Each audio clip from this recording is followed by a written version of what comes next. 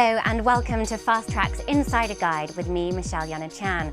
Well, it's been a busy time for the Fast Track team recently with trips to the Philippines, Mexico and the Maldives, all of which you'll be seeing over the coming weeks here on BBC World News.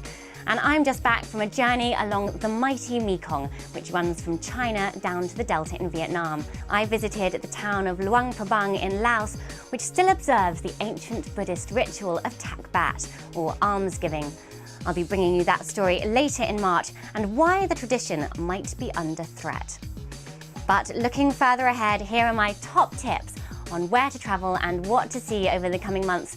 Well, what could be more appropriate than spending Easter on Easter Island, named by a Dutch explorer who came upon this speck in the Pacific on Easter Sunday in 1722.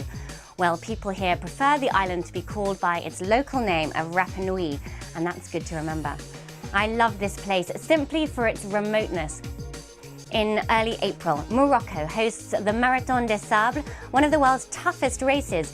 It's a 6-day, 150-mile slog across the Sahara Desert, with competitors having to navigate their route, carry their gear, and prepare their own food. Now, even if you're going to watch, drink plenty of water. And if you didn't start training 6 months ago, well, you might want to give that a miss. But don't go away, because later in the month, Morocco will be hosting the Sufi Culture Festival in the city of Fez, which will explore the mystical side of Islam through dance, music, and poetry. The host city Fez has long held on to its traditional and spiritual values, and the Medina is a maze of narrow lanes, madrasas, and mosques. The best place to stay in town are the riads, converted courtyard homes in the very heart of the city.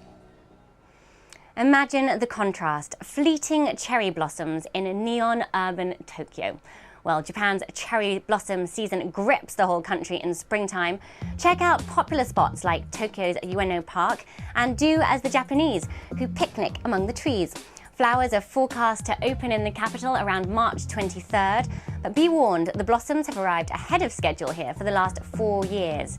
If you're late, head to Kyoto, where the flowers should open a few days later on March 28th. I especially like the Philosopher's Path in the ancient capital, which follows a canal lined with hundreds of cherry trees. In May, Moscow celebrates the 75th anniversary of the opening of its metro system. Now, riding the Russian capital's underground might not sound like the best way to spend a holiday, but that probably means you've never seen it. It's a masterpiece of Soviet socialist realism, like Komsomolskaya, with its heavy chandeliers, marble arches, and military artwork. The best way to see this station is to get off on the red line and take the escalator up to the brown line. That way, the station slowly reveals itself. But my favourite is Mayakovskaya on the green line, with its heavenly mosaics of the sky. And rush hour is manic. About 7 million people use the metro system every day. Best to explore Moscow's underground at the weekend. Also in May, World Expo 2010 is launching in Shanghai with the theme Urbanization. And what better location than this city of nearly 20 million? The fair will run for 6 months, showcasing pavilions from scores of countries. And while you're here, this might be another way of looking into the future. For a bird's eye panorama of this mega city, most tourists head to the observation deck on the 100th floor of the Shanghai World Financial Center. But I prefer the bar, Cloud 9, on the 87th floor of Jinmao Tower. What you save on an entry ticket, you can spend on a drink and sit back in comfort. Well, that's my list for this month. I hope that you've maybe found some inspiration for your next trip in there somewhere, and I'll see you again soon. Goodbye.